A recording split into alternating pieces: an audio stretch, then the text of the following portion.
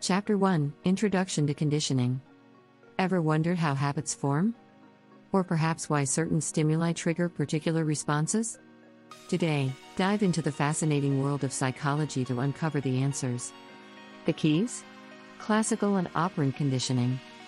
Classical conditioning, to start, is a learning process that occurs when two stimuli are repeatedly paired. A response that at first is elicited by the second stimulus is eventually elicited by the first stimulus alone. This concept was first introduced by the Russian physiologist Ivan Pavlov through his experiments with dogs. Chapter 2 Classical Conditioning. To illustrate, imagine the sound of a bell. On its own, it doesn't mean much. However, pair it with the presentation of food to a dog multiple times, and something interesting happens. The dog begins to salivate at the sound of the bell alone. This is because the dog has learned to associate the bell with the food. The bell, initially a neutral stimulus, becomes a conditioned stimulus. And the dog's salivation becomes a conditioned response. Chapter 3 Operant Conditioning. On the other hand, operant conditioning, developed by B.F. Skinner, is a method of learning that involves rewards and punishments for behavior. It is through operant conditioning that voluntary behavior is learned. Consider a laboratory rat in a box with a lever. When the rat presses the lever, a food pellet drops into the box. After repeated lever pressing and food rewards, the rat learns that lever pressing results in food. This is positive reinforcement. The behavior, lever pressing, is strengthened by a reward, food.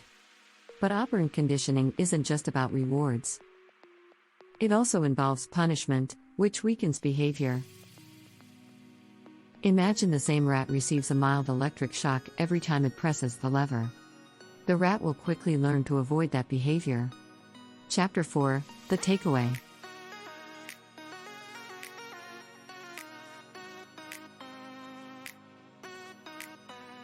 So, what's the takeaway from all this? Classical and operant conditioning are two fundamental concepts in psychology that explain how behavior is learned and shaped.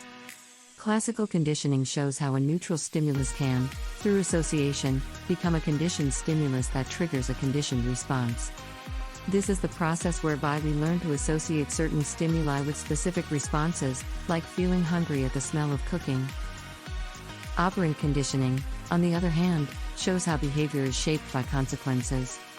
It can be strengthened through rewards or weakened through punishments.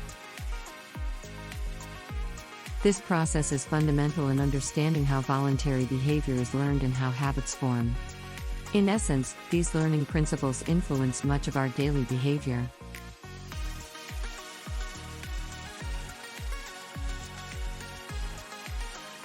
So the next time you notice a habitual response or find yourself reacting to a certain stimulus, remember, it's all a part of the fascinating world of classical and operant conditioning.